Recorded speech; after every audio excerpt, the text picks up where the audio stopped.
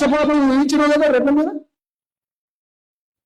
రెడ్డి పక్షపాతమే కదా. ఎవరో నట ఉపాసన అట, ఒక ఉపాసన రామచరణ్ భార్య అట, పాపం పేదోళ్ళట వాళ్ళు. ఆమెను తీసుకుపోయాట దేనికి సార్ ప్రొఫెసర్ గారు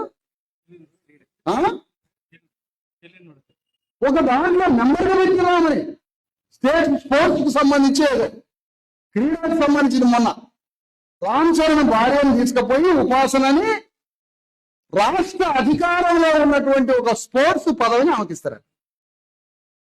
ఎందుకు మా వాళ్ళు ఎవరు మాలవతి పూర్ణ కనపడలేదా మీకు? ఇంకా ఆటలాడాడు ఎవరు కనపడలేదా మా వాడు?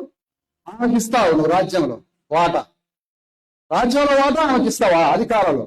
ఏం మీ మనుషులం కాదా? మరి నీకు పక్షపాతం లేదని అన్నావు కదా, ప్రమాణం చేసినావు కదా.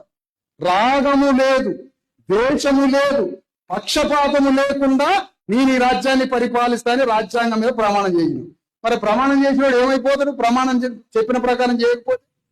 మేమైతే ప్రమాణానికి భయపడతాం. ఆయన మాది మనిషి పుట్టదు కదా, మాకు ప్రమాణం చేయాలంటే పడుతుంది, మాకు గజగజలాడిపోతాం. ఎందుకంటే మీకు జాతి నీతి విలువలు లేవు కదా.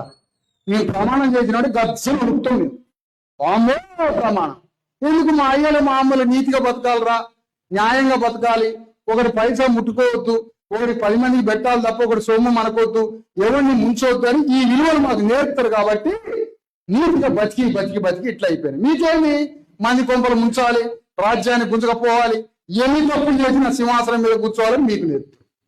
మాకు అవి నేర్పరు కదా. అందుకని